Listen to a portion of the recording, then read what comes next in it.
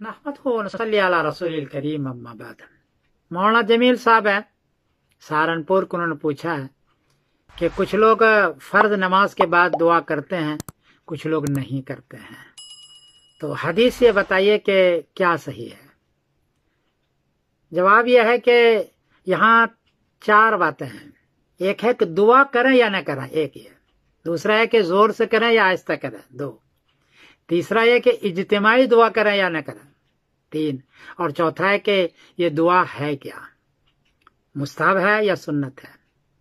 जवाब कासिल है कि दुआ का तो सबूत है। बुखारी रहमतुल्लाह अलैह ने बाब बांधा है, बाबू दुआ बाद सलात, और हदीस का नंबर है 6330।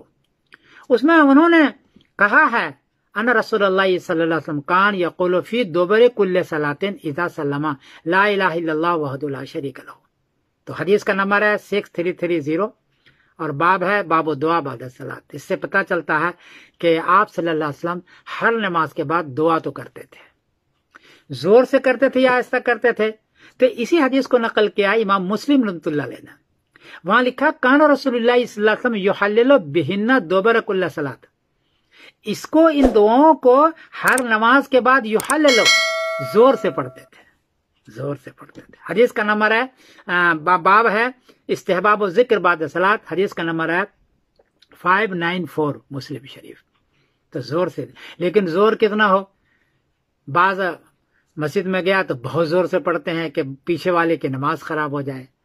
ये नहीं है, क्योंकि आयत के अंदर है उदू रब्बकुम तज़र्रुअन व खुफिया, आहिस्ता पढ़ो। तो हमारे बुजुर्ग ये करते हैं कि जोर भी नहीं हो और आहिस्ता नहीं, धीमी धीमी आवाज से हो, ताकि पता चले कि आप दुआ कर रहे हैं और आवाम को भी पता चले कि आप दुआ कर रहे हैं। तो धीमी धीमी आवाज से हो, बहुत जोर भी नहीं। और युहल्लिलु बिहिन्ना दुबुर कुल्ली सलात पर अमल करते हुए आप थोड़ा सा आवाज भी निकालें। ये दो बात हो गई। दुआ ये मुस्तहब है, सुन्नत भी नहीं कह सकते, दुआ ये दुआ मुस्तहब है। और हाथ उठा के करें, क्योंकि तिरमिज़ी शरीफ की हदीस में है और बुखारी शरीफ की हदीस में भी है कि नबी करीम सल्लल्लाहु अलैहि वसल्लम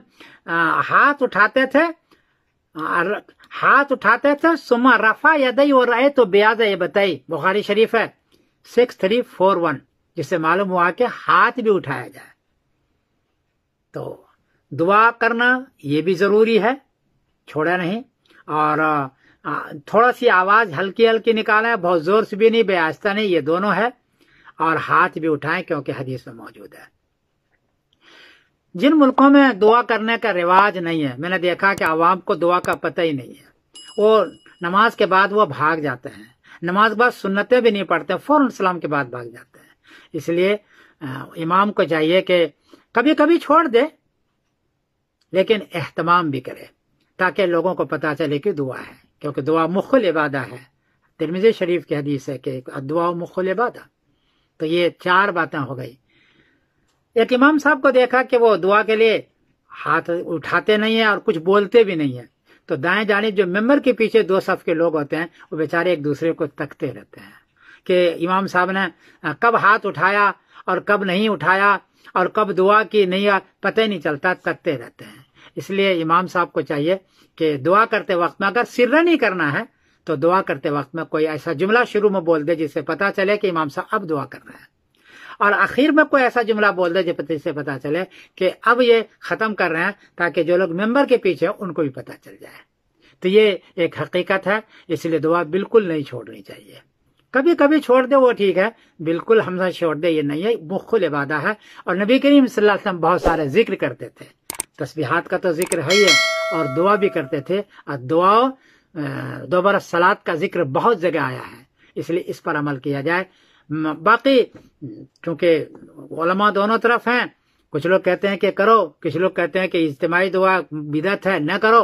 तो अपने अपने मुफ्तियों से पूछ लो। अलबत्ता मैंने तो हदीस जिक्र कर दिया कि बुखारी शरीफ में और मुस्लिम शरीफ से क्या है। मैं समरदन कासिम बोल रहा हूँ मैनचेस्टर इंग्लैंड से।